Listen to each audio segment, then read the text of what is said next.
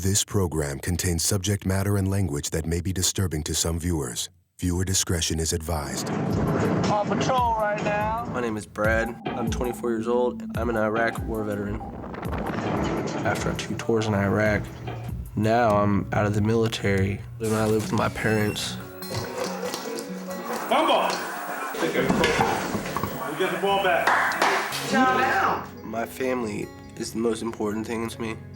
And they still tell me every day they love me. And it means the world to me, especially after everything I put them through. I'm an alcoholic. I used to not like to drink. I got back from Iraq, and that night I decided I was gonna drink with some friends, which I usually don't do. And ever since that night I've been drinking. I haven't stopped.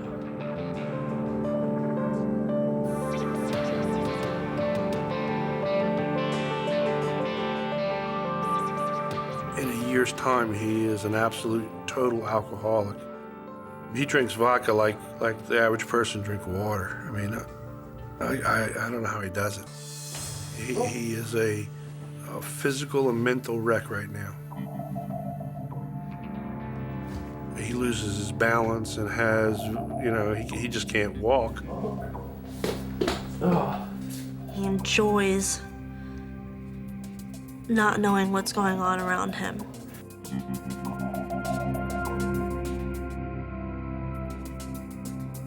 I'm not drinking to black out. I'm drinking to get drunk. I just happen to black out. A couple weeks ago, he lost an entire day. I don't know what he might do to himself or someone else, especially driving.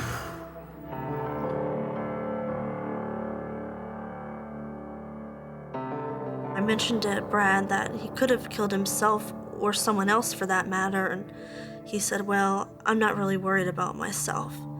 And that really struck me that he has no regard for his own life at all. If things don't change, then he probably won't be around. And I don't want that to happen.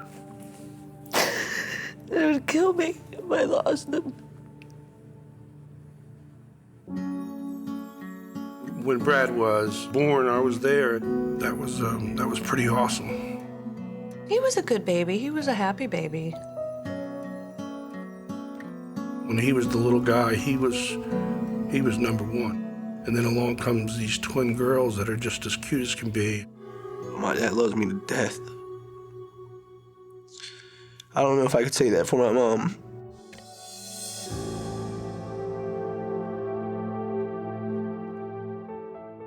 Dawn became a friend of the family. She used to babysit for us. One night, Mike had asked me to come over and watch the kids, and I heard a ruckus. I come flying up the stairs. What I saw was Michelle putting the jackets on the girls.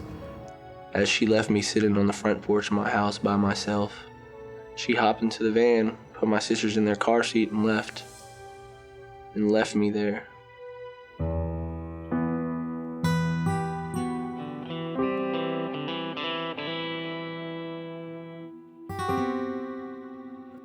I felt bad for the kids. Their mom wasn't there, so it was pretty hard on me to put boundaries and rules and consequences in place. Sometimes I think I should have been more of a dad.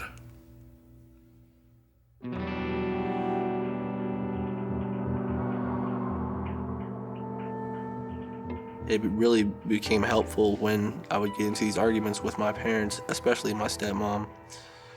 Because I would just listen to what she had to say, I'd let it roll through one ear and out the other, and then I'd go upstairs and I'd get high, and everything would be fine again.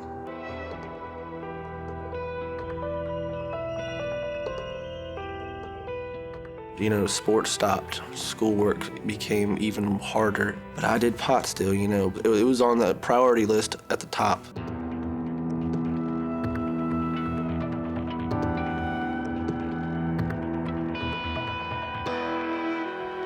I finally gave him an ultimatum. Basically giving me 2 weeks to join the military or get out of his house because I was not doing anything with myself positive.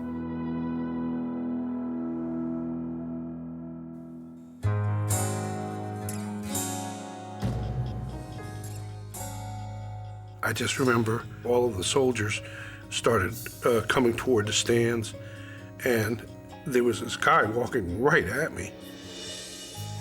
And he was my son. And it was like a different person.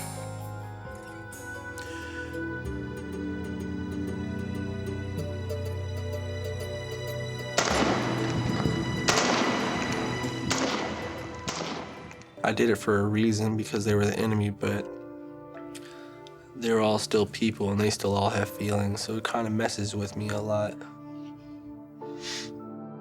The day before we were leaving, something happened to me that I'm still having trouble dealing with and understanding, and that was the death of Sergeant Deason. Why not me over him? You know, I would have rather went than him. Why should his wife and 2 kids have to live the rest of their life without him there? Why?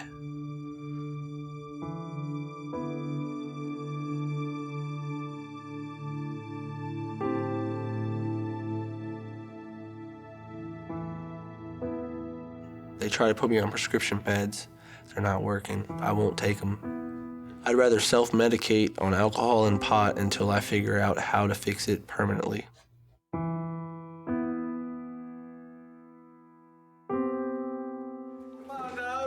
Come on. No more vodka for Brad. Woo! If the intervention doesn't happen now, I don't think that Brad will make it too much longer. Come on, Brad. He's in a downward spiral, and it's getting worse and worse every day. I got you. I once told Brad that I loved him so much that I would take a bullet for him. I would die for him. I couldn't imagine losing my son.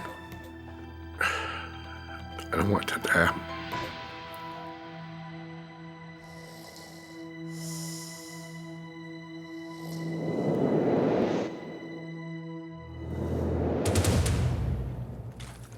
Yo, son. What up? Everyone's here. Nice. Mom's here? Oh, hey. Well, Brad, actually, I got here yesterday and met with these guys, and they love you so much, and you know that. But they feel like they're losing you. Brad, the day you were born was the happiest day of my life. And as you blossomed and grew, there have been many days that stand out. The most exceptional day I remember was the day you graduated from boot camp, and I was honored to be there. But things have changed, Brad, and now I go through each day worrying about you. Just recently, we had a situation when you were drinking and got so drunk that you passed out and you had no idea who I was. Brad, this scared the hell out of me. It tore my heart out. Brad, I would like to ask you to accept this opportunity and gift of treatment. Will you accept it now? All right, let's do it. Yeah?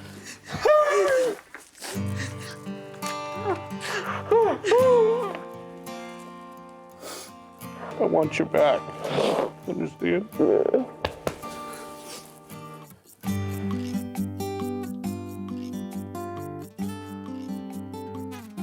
People think that when you go through combat, you're screwed up for life, and it's really not true.